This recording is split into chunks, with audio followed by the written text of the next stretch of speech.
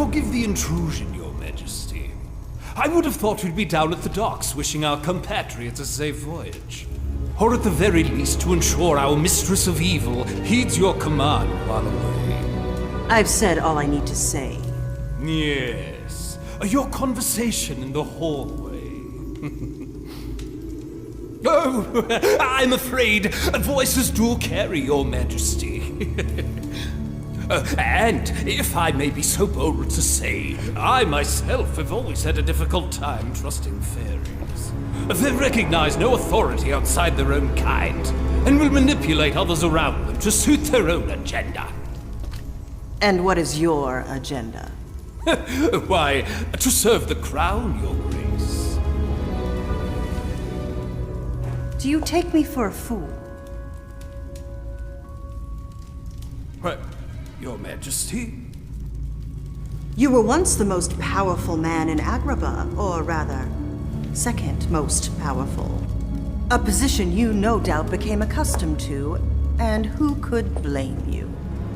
A ragged urchin begging for scraps to the right hand of the Sultan is not a climb many can make. Now you wish to procure such a position for yourself here, in my council. Your obvious motives and cheap flattery will only hasten your way to the dungeons. Now get out. As you wish, Your Grace. But if I may, do you think it wise for a ship full of villains who have already betrayed us to be left to their own devices? What is to stop them from intentionally or unintentionally alerting the Sea Witch of our plan to retrieve the cauldron?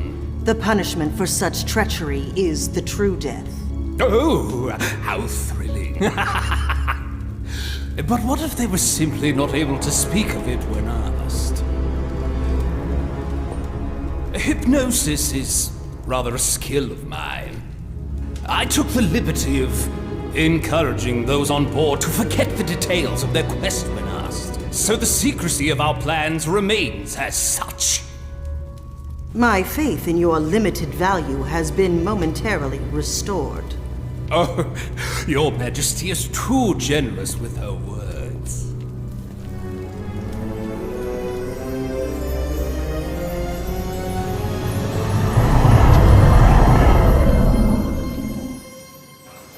You will write to us, won't you? No, you're gonna write to me. Why would he want to write to a bridge troll like you? Ladies, please, it's only a short voyage. We got you a gift. Something to remember us by. Ah, Mother says when you come back, you'll choose which one of us to marry. It shouldn't be a hard choice. I mean, look at you. ladies, I'd hate to come between another two sisters' love for one another. So perhaps it might be best for me if I don't marry either of you. Not marry either of us! What Mother says! I don't care what your mother says. Well, we'll see what Mother says about this. This is all your fault. My fault? You ruined it with your face. You ruined it with your voice. Well, we'll see what Mother says about this. Mother! Excuse me, sir. What?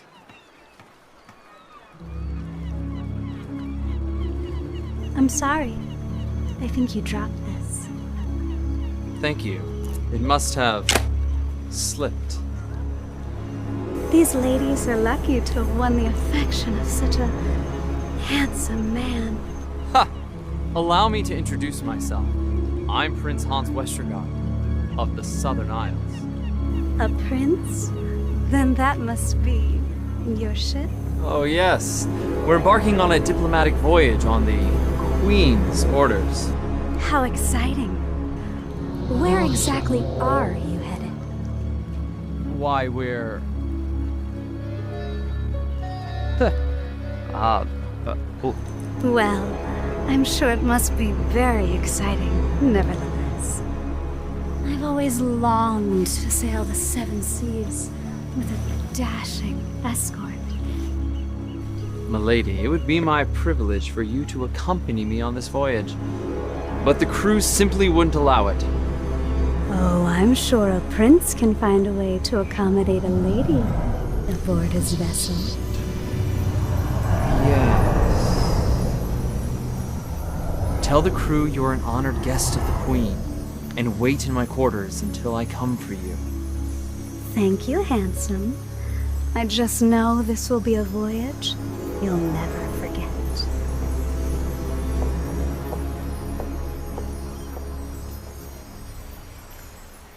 You there! Do be careful with those! I only packed the essentials. The furs, the jewels, the undergarments. Naughty!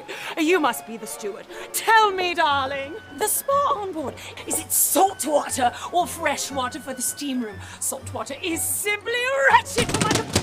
You there! Careful with those things! Ah, me boy, you're finally here. Wasn't sure you'd be joining us. I've taken the liberty of releasing your crew. Wasn't room for all of us. You did what? No, lad, it's bad form to bring additional crew on board without telling the captain.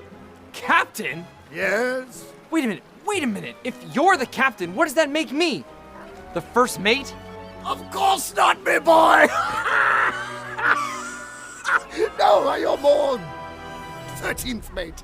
But don't you worry, we'll find something for you to do. Idle hands. Hand. This is outrageous! Where's the witch? The one with the horns? This was not part of the deal! Indeed it was not. What's this I hear about you not marrying one of my daughters? When I financed your voyage here, I was quite clear about the terms of my patronage. In exchange for removing the 12 obstacles in the way of ascending your Southern Isles throne, you will marry one of my daughters and make her a princess! Madam, your description of your daughters was not entirely accurate. And you had no right to dismiss my crew. Keep your voice down, Hans. Hans! Whatever. The haunt mistress you speak of is below deck right now.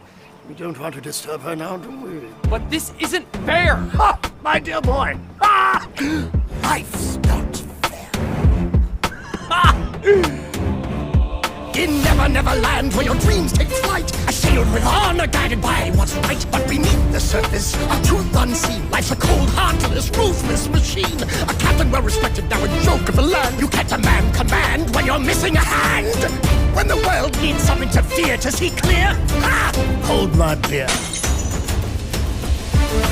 Enter Hook, the villain of their dreams, and he writes the rules in his twisted schemes. He won't conform, he'll manipulate, find advantages while others hesitate. An opportunist finds a way to navigate the maze, find an opening, and then I let the fire blaze. Cause life's not fair, it's a game where the righteous suffer and the wicked rise to fame. There's no fair on the open side where the weak are lost and the strong survive. It's a cutthroat world when the scoundrels thrive, cause life's not fair.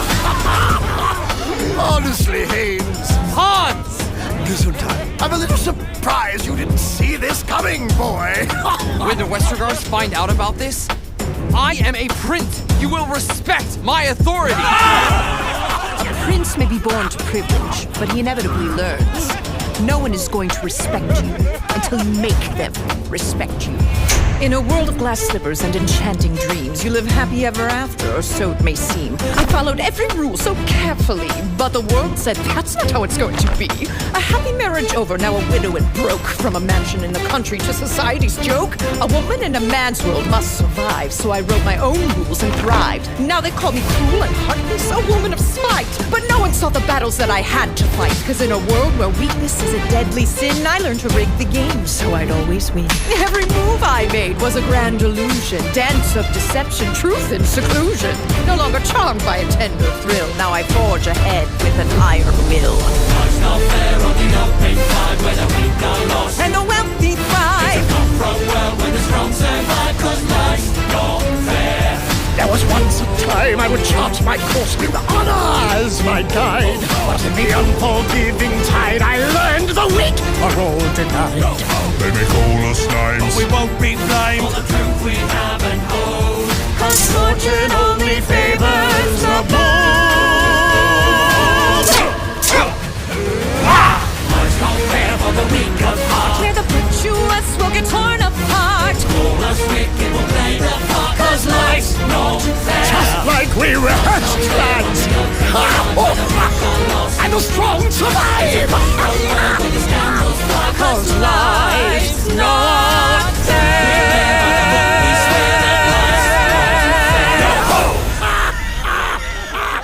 I'm so glad we were able to straighten things out.